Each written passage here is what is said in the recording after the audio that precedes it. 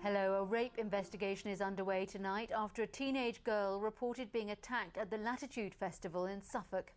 The girl is 19 years old and lives in Norwich. She was in the campsite on the first night of the festival when she got lost. She was then attacked by a group of men. Let's get more details now from Alex Dunlop at Latitude. Well, hello, Stuart. You can probably hear we're in the main arena. The campsite itself is about half a mile behind me. Now, police say that the 19-year-old left her tent with friends at around 10 o'clock last night. She went out on her own trying to find the loo, but she lost her bearings. She came across a group of 3 to 4 males and asked them for directions. They said they could help her, and they led her away for a little bit before one of them grabbed her. Now, she was then raped, say police, possibly against a tree, by at least one male. They then ran off, leaving her to find her own way back to her tent. A police helicopter scans the campsite and woodland where it's thought the 19-year-old from Norwich was raped. On the ground, teenagers Joe, Rosie and Maisie from Essex. Between them, they've been to 10 Latitude festivals, so they were stunned when I told them what happened. It's so surprising because Latitude is just nothing like that. I mean, this is such a chilled out festival, it's small. I've been here 4 times and it's never something horrendous as that has never happened here at all.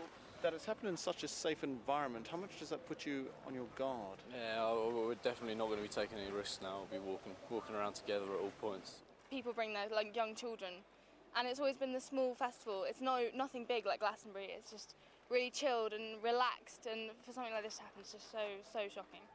Over 5 years, Latitude has earned a reputation as a safe, family-friendly event. Children are monitored but not guarded. Security, though, is evident everywhere, from those checking you through to the sentry guards on every campsite to the CCTV cameras. Police are closely looking at last night's footage. But this is a vast area wedged between the A145 and A12 with much woodland, and police don't know exactly where the woman was attacked. Those I spoke to knew nothing about it. All those said they would take precautions, but none was unduly alarmed. Because I felt it was quite free, I've kind of let the kids run around and play. But I probably won't be doing that now. They have to stay in this area. Latitude's the last place you'd really think of something like that happening. I mean, it's just it's a very friendly, family-orientated festival. It's never crossed my mind that anything like that could happen, so I can completely understand why a woman would absolutely trust 3 blokes. Specially trained officers have been talking to the woman today, hoping to establish exactly where she was raped and to get a clearer description of her attackers.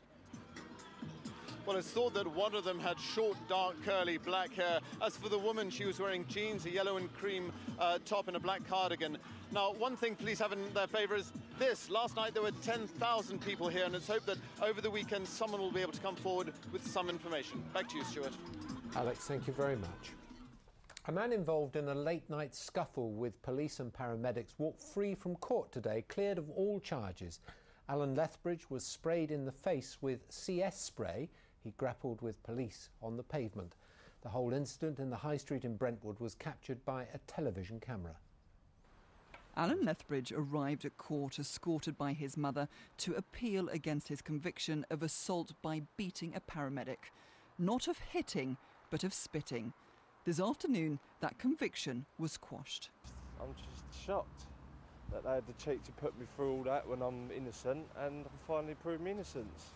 And I'm over the moon. This is Brentwood High Street last September. Alan Lethbridge was sprayed at close quarters with CS spray by an Essex police officer. Look East has broadcast this footage before, but today was the first time it was shown in court. It's here, just after that incident, that paramedic Richard de Vries, seen left of screen, claimed Alan Lethbridge spat directly into his face. His defence put to Richard de Vries, it was a complete accident. The paramedic replied, I completely disagree.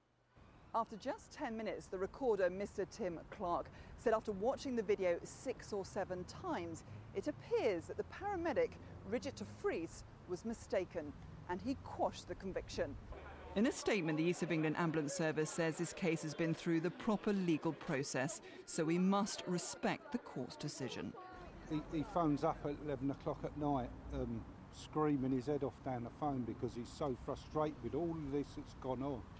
The police watchdog, the IPCC, said today it's concluded its investigation into the officers' conduct and it's soon to be made public. In the meantime, the Lethbridges are considering legal action. Tonight, they're planning to celebrate. Debbie Tubby, BBC Look East, Basildon Crown Court. 200 airline workers in Luton were given the chance today to grill the Prime Minister over his government policies. David Cameron told EasyJet staff that plans to slash government spending were justified and necessary to make the country more efficient. Our political correspondent Andrew Sinclair is at Luton Airport now. Andrew. Susie, the visit of the Prime Minister here was quite an event. Offices emptied as staff went to listen to Mr Cameron answer questions on subjects as varied as the economy to Afghanistan, to whether he'd ever take an EasyJet plane to an international summit. Answer, yes, if the price is right and you pitch for the work. But there was a more serious side to all this. The Prime Minister is trying to sell his message to the nation that we live in very tough times and there's a lot of pain to come. It's quite a turnout. 400 people, cabin crew, ground staff, reservation agents, crammed into the EasyJet staff canteen. Mr Cameron likes this sort of thing, a chance to speak directly to real people. Not surprisingly, many of the questions were about aviation matters, but there were also others. The risk takers and gamblers in the banking industry seem to have created this huge deficit, or most of it, that you mentioned. What are you doing about making them pay it back rather than us?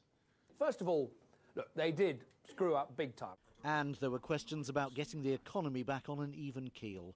Tax rises was one way, he said, so too the need to be more efficient. The public sector has still got a massive amount to learn from the private sector in terms of cost control and customer service and efficiency and shortening lines of management. That's certainly what he's expecting of the NHS. This morning, Mr Cameron was at a GP surgery in Bedford, keen to talk about his plans to give doctors more control of their budgets, and in doing so, sweeping away health trusts and hundreds of NHS managers. Of course, every job lost is difficult and is tragic for that person, and we have to make sure those people can get retraining and get help and get jobs where those jobs are needed. But the health service doesn't exist to keep people employed in bureaucracy. The health service exists to help patients get well and make the nation healthier. Wherever he goes, the Prime Minister warns that a lot of pain lies ahead. Despite that, he's still got a good reception at the airport. The way he came across was really quite realistic, honest. He did talk a lot about being in rough times and the pain, but that's where we are and we need a plan going forward, and I think that he could deliver that. Andrew, it sounds like there were some more examples today where the government cuts are impacting in this region.